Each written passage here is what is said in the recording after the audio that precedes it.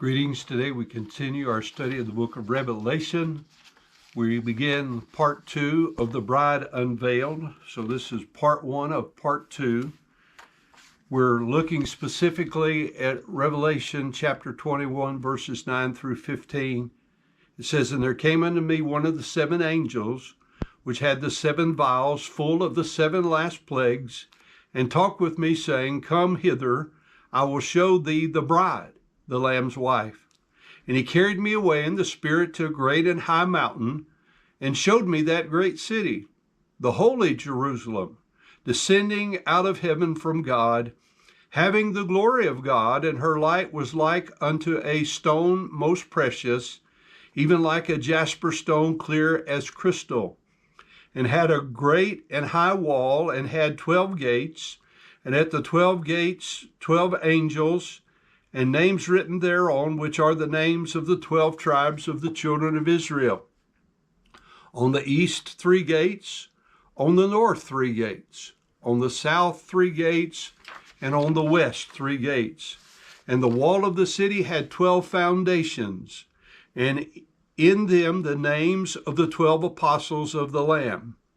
And he that talked with me had a golden reed to measure the city, and the gates thereof, and the wall thereof." Hebrews 11:8 says, "By faith Abraham, when he was called to go out into the place which he should after receive for an inheritance, obeyed. And he went out not knowing whither he went. By faith he sojourned in the land of promise, as in a strange country, dwelling in tabernacles, with Isaac and Jacob, the heirs with him of the same promise.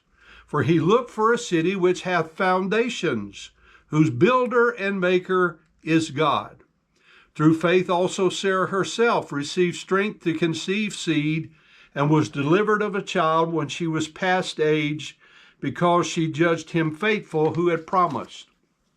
Therefore sprang there even of one, in him as good as dead, so many as the stars of the sky in multitude, and as the sand which is by the seashore innumerable. These all died in faith, not having received the promises, but having seen them afar off, and were persuaded of them, and embraced them, and confessed that they were strangers and pilgrims on the earth. For they that say such things declare plainly that they seek a country. And truly, if they had been mindful of that country from whence they came out, they might have had opportunity to have returned. But now they desire a better country, that is, a heavenly.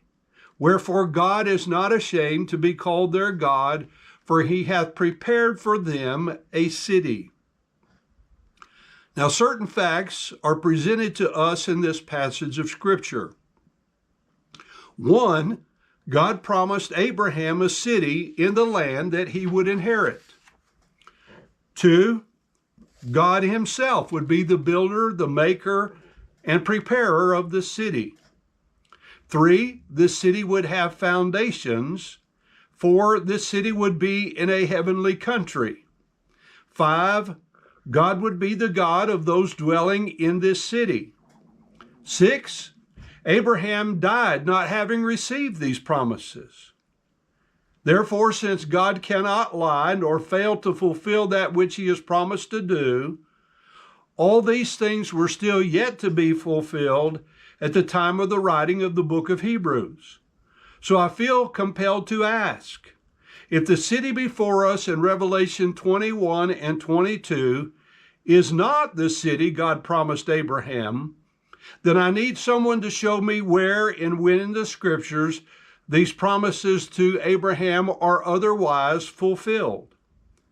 Revelation 21:15 literally says, "The one speaking with me, he was having a golden reed," or measure, in order that he may measure the city and her particular gates and her particular wall.